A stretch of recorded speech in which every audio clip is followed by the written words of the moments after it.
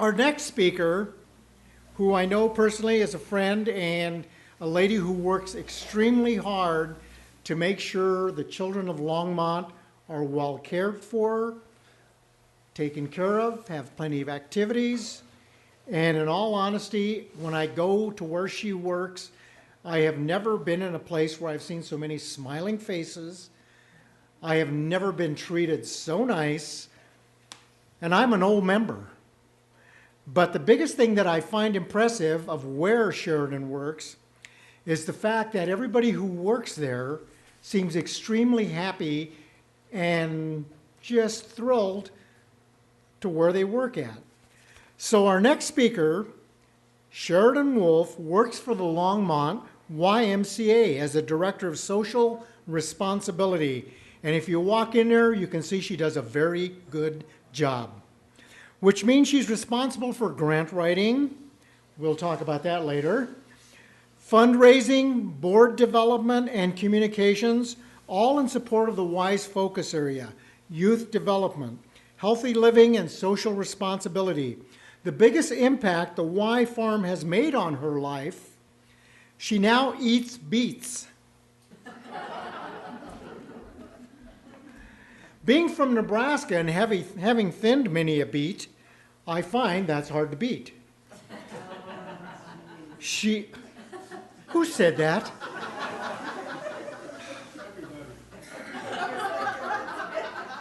I give you people the best minutes of my life. And this is how you treat me. Didn't you hear what she said? Volunteer. Anyway. And she enjoys pulling weeds. Her topic is to teach, to feed, to share the Y educational farm. Sheridan, thank you.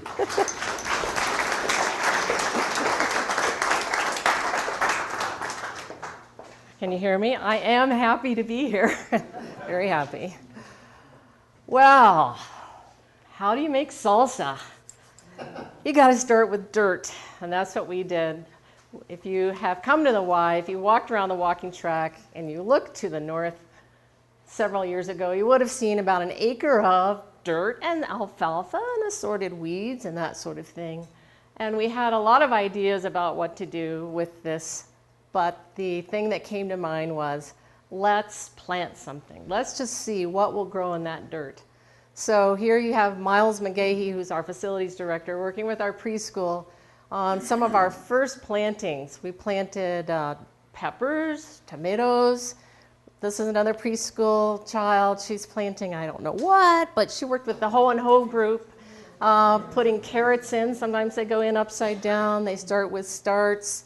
We just wanted to get kids' hands in the dirt with plants, just having that experience. Here's the more mature plants. Miles is working with some of our preschool kids again on what is a weed and what is not a weed. And you know, that dirt, you could scuff it. It was dusty. It was not exactly loamy, beautiful, organic, but it grows vegetables. And so it was a powerful magnet for some of our members and volunteers. Meet Jose Mendez. He started out with taking some classes, became one of our instructors in a healthy living class, and then was really drawn to the farm because that's his background and has played a big role in beautifying it, putting in walkways. This is his sister Angelina. They just live a couple blocks from the Y. And this is one of our harvests for a food share program that we do in association with El Comité and Community Food Share. And so you'll see zucchini. Those are easy to grow. Acorn squash, crookneck squash. And here you can see what we hope it will look like again this summer with everything up. The tomatoes, we put up some tents and we invite lots of people out just to enjoy being on this dirt that has now sprouting life. And it's really, really exciting. It's like coffee time at the Y. Here's a new structure that we put up again out on this back acre. It's an open air classroom for our day camp, and this is an adult party, but it was funded by the Boulder County Commissioner's Worthy Cause Fund, so we're really grateful for that. And we also would not be able to work with the farm unless it were for volunteers. So the ACE group has been really terrific. They give us things, flyers and irrigation and all kinds of things, tools that we need. We've had Google out all the way from Boulder with their smartphones plotting our orchard. And here you can see that we grew more, those are tomatillos. I didn't really know what they were in their funny little package until I saw them, and chilies. I had never had a better potato than one just plucked from the ground. I'm so used to buying them in Safeway, but the potatoes we grew were just so wonderfully delicious. And then we've grown tomatoes, heirloom tomatoes from seed, just because we, again, want to preserve seeds and work with just the very best species that we can. And we've had tremendous luck just with good Colorado sun and some water and some fertilizer. Again, all of this is done with contributions. Then we want to bring the food inside the Y because people are there moving and working out, and we offer some cooking classes as well. This one was for some Latino families, particularly it was offered in Spanish. Just that whole movement from not using as much lard, using more vegetables and cooking, and so this is a really proud group, perhaps they made squash burritos, maybe they made tofu tacos. I know that sounds weird, but they were really good because if you spice them up, they're really yummy. So this is just a very proud group up in our conference room. So we're just looking to cook wherever we can and bring food wherever we can. Then we have, again, a food share with on Thursdays. So they come get, the El Comité clients come get their food share box, but we also hand them the zucchinis, the onions, and it's just a kind of a really natural way to bring fresh vegetables into people's lives.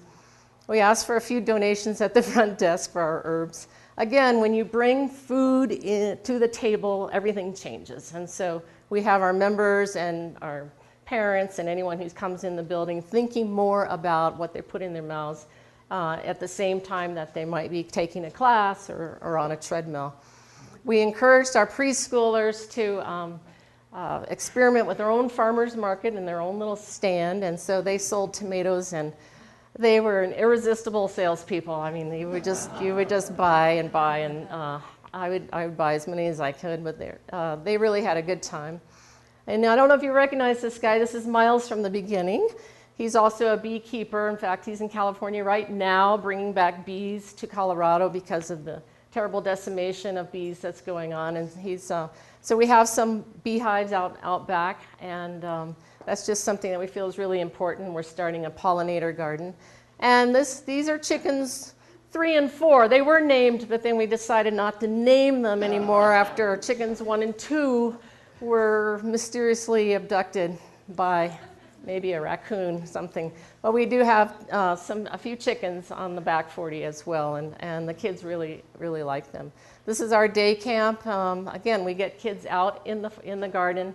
It's not so much about pulling weeds as it is about just participating, and they really enjoy it. And they'll do things like take that crookneck squash back to the room, chop it up, saute it, eat it, and watching kids eat squash. So this is just an example of someone who, this little girl just really enjoying being part of the farm. We enjoy it too, and if anyone wants to help or be part of the farm, just come on over. We'll be planting.